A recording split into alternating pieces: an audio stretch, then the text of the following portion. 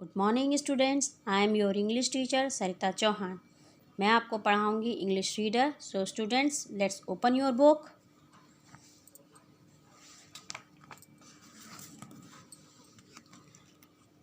Students, last 2 lectures में हमने chapter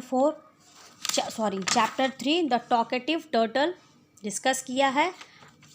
आज लेक्चर 3 में हम आगे जो चैप्टर हमारा रह गया उसको डिस्कस करेंगे। So let's begin. Of course, said the turtle. कछुए ने कहा, ज़रूर। I will be careful. मैं केयरफुल रहूँगा। I know when not to talk. मैं इस बात का ध्यान रखूँगा, मैं केयरफुल रहूँगा कि मैं बात ना करूँ। So the swans did as he asked. They found a strong stake and each swan held one end on it in its beak.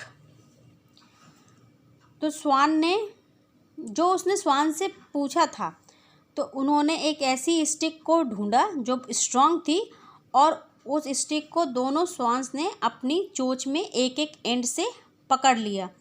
The turtle held on to the middle with his mouth. और turtle ने उस stick के बीच में से अपने mouth की सहायता से माउथ को खोलकर उस स्टिक को पकड़ लिया। एंड दे फ्लू अवे, और वे स्वान उड़ गए। It was the most excited thing that had ever happened to the turtle. ये जो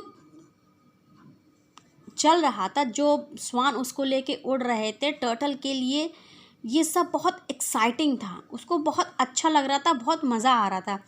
he was amazed on the way by looking at the world from so far above the ground. ये सब देख के उसे बहुत अच्छा लग रहा था। उसके लिए बहुत आश्चर्यचकित था कि वो जिस वर्ड को देख रहा है जो कि पृथ्वी से बहुत दूर है, वो उड़ता हुआ उस वर्ड को देख रहा था। वो उसे ये सब देखने में बहुत अच्छा लग रहा था। He was longing to say something. वो इसके बारे में कुछ कहना चाहता था, but remembered in time to keep quiet. पर उसे ये याद आया कि इस टाइम मुझे कुछ बोलना नहीं है, मुझे चुप रहना है। At last they reached the lake the swan has found. Last में जब वो स्वान उस लेक तक पहुंच गए।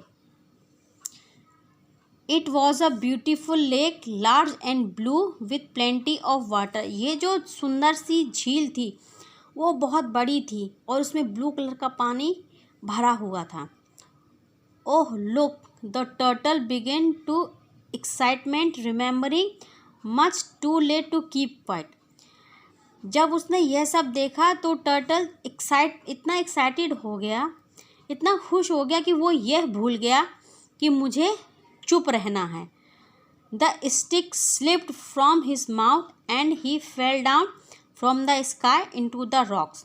और उसने अपना मुंह खोल दिया और वो उस स्टिक से स्लिप कर गया। उसका मुंह खुल गया तो वो उस स्टिक उसके मुंह से छूट गई और वो ऊपर से स्काई से गिर पड़ा और पहाड़ी पे रॉक्स के ऊपर जाके गिर पड़ा।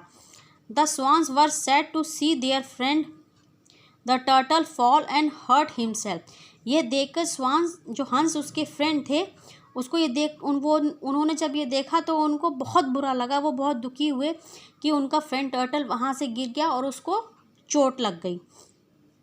Only because he did not know when to stop talking. सिर्फ इसलिए क्योंकि वो अपने बोलने की आदत को रोक नहीं पाया। उसने बोल दिया, उसका मुंह खुला और वो वहाँ से गिर पड़ा। अगर वो नहीं बोलता तो वो नहीं गिरता। सिर्फ बोलने की आदत के कारण वो वहाँ से गिर गया और उसको चोट लग गई। सो स्टूडेंट्स, यहाँ यह आपका चैप्टर फिनिश होता है। आप इस पूरे चैप्टर को स्टूडेंट्स अच्छे से पढ़िए, रीड कीजिए और समझिए। मैंने आपको जो समझाया, आई होप आपको इस समझ में आया होगा। इसके डिक्टेशन वर्ड्स आपको नोट करने, उसकी इमेज मैं आपको सेंड कर दूँगी। Have a nice day.